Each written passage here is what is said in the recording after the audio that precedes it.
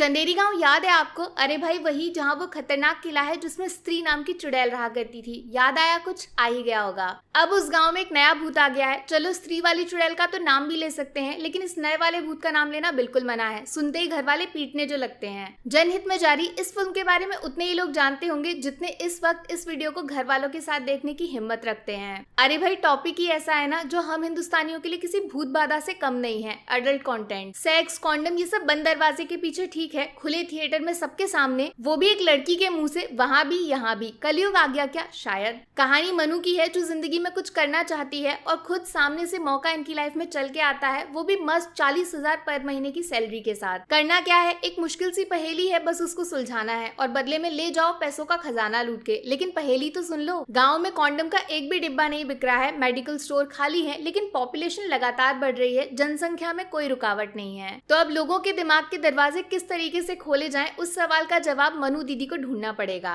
लेकिन कहानी में ट्विस्ट ये है कि अपनी हीरोइन पूरे गांव, देश, दुनिया के साथ साथ जिस सबसे बड़े विलन से लड़ रही है, वो रिश्ते में खुद इनके ससुर जी लगते हैं। मतलब मामला सिर्फ प्रोफेशनल नहीं, पर्सनल भी है। ऐसी दुश्मनी जिसमें जीत भी मनु की है और हार भी। देखो बॉस, सिर्फ उनका टॉपिक पकड़ के इसको रिजेक्ट मारने की गलती बिल्कुल मत करना। भरोसा करो पूरे 2 घंटे आपको सोशल मैसेज समझ आए ना आए, लेकिन एंटरटेनमेंट दिल खोल के मिलेगा। विकी डोनर देखी थी, पसंद भी आई होगी, बस उसका फीमेल वर्जन समझ सकते हो आप इस फिल्म को, सिर्फ कास्टिंग बदल गई है। वही कॉमेडी मिलेगी जबरदस्त टाइप की, फैमिली ड्रामा जिसमें इश्क, प्यार, जंग सब कुछ है। हर दूसरे डायलॉग में एक फनी लाइन आती है जिसको सिर्फ सुनकर या सोचकर आपकी हंसी छूट जाएगी। मेन मुद्दा है अवेयरनेस फैलाने का, एक सेक्सुअल टॉपिक जिसके बारे में बात करने से हम सब डरते हैं, लेकिन क्यों, ये पूछने की भी हिम्मत नहीं है किसी के अंदर। वो हिम्मत इस फिल्म में है। फिल्म का एक्स फैक्टर यही है कि इस बार हीरो नहीं, खुद हीरोइन आगे बढ़कर मर्दानगी वाली बातें कर रही है। शर्म जिससे आप डरते हो उसका कत्ल हो चुका है, लेकिन बड़ा हसीन मर्डर है ये। हाँ, सब कुछ मजाक मजाक वाला ही नहीं है, कुछ सीरियस इश्यूज भी उठाए गए हैं जिसको डिटेल में पढ़ोगे ना तो काफी कुछ सीख सकते हो आप। चॉइस आपकी है, सिर्फ हंसना है या फिर बदलना भी है। कहानी को स्पेशल बनाते हैं फिल्म में काम करने वाले लोग। ये वो एक्टर्स हैं जिनका नाम आपने नहीं सुना, लेकिन फिल्म देखने के बाद इनका काम भूल जाओ, ऐसा ये होने नहीं देंगे। थिएटर में पूरा चंदेरी वाली फीलिंग आ रही थी क्योंकि बात करने का तरीका एकदम गाँव वाला है। मुंबई वाले एक्टर्स खो गए हैं, नेचुरल हंसी आएगी आपको, बनावटी नहीं। स्पेशल तारीफ करनी पड़ेगी नुसरत की, जिन्होंने इतने बोल्ड लेकिन इंपॉर्टेंट टॉपिक को सिलेक्ट करने की हिम्मत दिखाई है। कमाल की बात यह है कि फिल्म का टॉपिक भले ही सेक्सुअल है, लेकिन नुसरत का कैरेक्टर एकदम संस्कारी टाइप का है। वो ग्लैमर का लालच देकर थिएटर तक भीड़ को खींचने वाली चालाकी यहाँ इस्तेमाल नहीं की गई। यहाँ फिल्म का फन प्लस स्ट्रॉन्ग कंटेंट लोगों का दिल जीतने के लिए काफी है। साथ में विजय राज जो कैरेक्टर प्ले कर रहे हैं वो हम लोग हैं, आप, मैं, हमारे घर वाले। ढूंढोगे तो हर कोई मिल जाएगा इनके अंदर। शुरुआत में ऐसा लगता है जो ये बंदा बोल रहा है उसमें गलत क्या है, लेकिन धीरे धीरे जैसे फिल्म आगे बढ़ती है दिमाग में सिर्फ एक सवाल आता है, इतना गलत कैसे बोल सकते हो यार। मेरी तरफ से जनहित में जारी को मिलेंगे 5 में से 3 स्टार्स। पहला तो रियल कॉमेडी, दिल खोल के हंसाने वाली। दूसरा नुसरत का टॉपिक सिलेक्शन, विजय राज का फनी तरीके से विलन प्ले करना